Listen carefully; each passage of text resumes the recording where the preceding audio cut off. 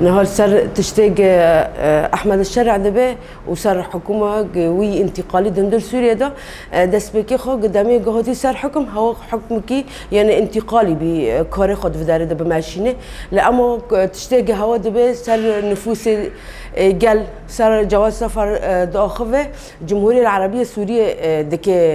مجاره لأما الجمهورية العربية السورية نتي قبيل كرن دمي إنسان كسر حكم مؤقت به چهار سريك جوه قالي رجشي وره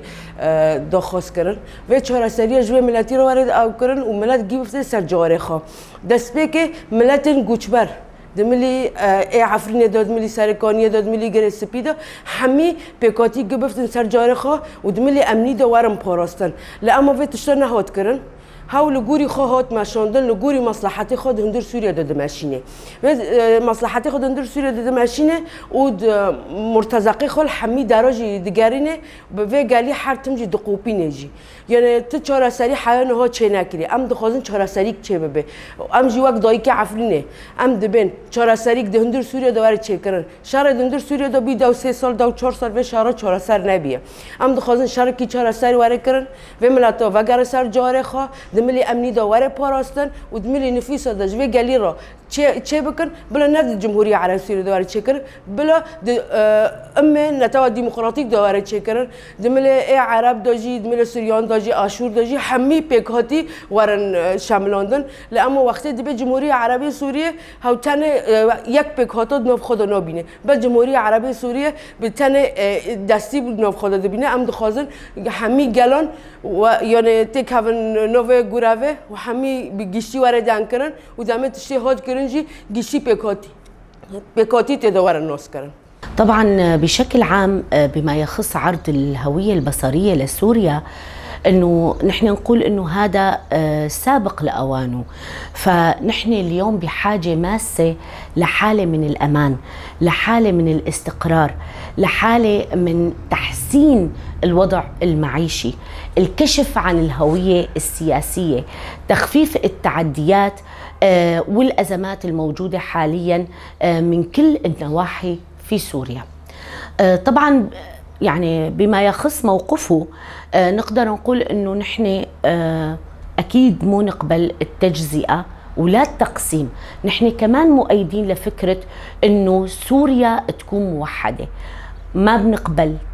تجزئه ولا شبر من سوريا، لكن ونحن كمكون سرياني مع انه تكون سوريا موحده من جميع النواحي ومن جميع جهاتها، ما بنقبل التجزئة مثل ما ذكرتوا، لكن من المؤكد أنه يتوضح اليوم وضع الشعوب، وخاصة أنه سوريا تتميز بألوان متعددة من المكونات، وحقوق شعوب هاي المكونات والاتجاه نحو الحقوق الوطنية والدستور ومؤسسات الدولة، وتحقيق الأمن والاستقرار، وكمان تحقيق مطالب الشعب بكل أطيافه. فمن متطلبات هذا الشعب الأولوية مثل ما أنا ذكرته الأمن، الأمان، الاستقرار، السلام، الوقوف على التعديات الأمنية والخروقات المختلفة اللي عم تحدث بسوريا بكل مناطق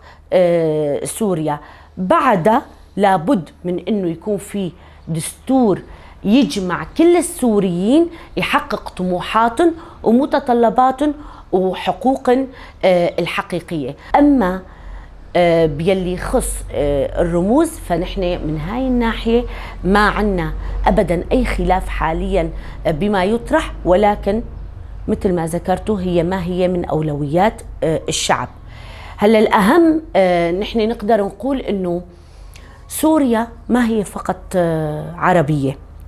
يعني سوريا مهد الحضارات لآلاف السنوات، اجت علينا كتير من الحضارات ومنها كتير من الشعوب المختلفة والقوميات المختلفة والمكونات، فلذلك نقدر نقول إنه لابد من إنه اسم سوريا يكون باسم جميع الشعوب التاريخية المتواجدة على أرض سوريا. سوريا لم تحظى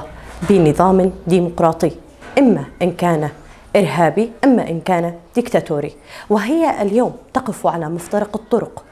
التي تؤدي إلى المتشددين والدين الزائف الذي تتحلى به الحكومة الانتقالية الجديدة لسوريا. سوريا التي لم تحظى بالفرح ولم تحظى أبدا بنظام شامل يشمل جميع حقوق السوريين. فتحول سوريا من الأسد إلى الشرع كان متسارعا، ولم تمضي حتى 7 أيام على تحرير سوريا. فسوريا كيف تحررت ومن أين أتت هذه القوة لتحرير سوريا؟ بعدم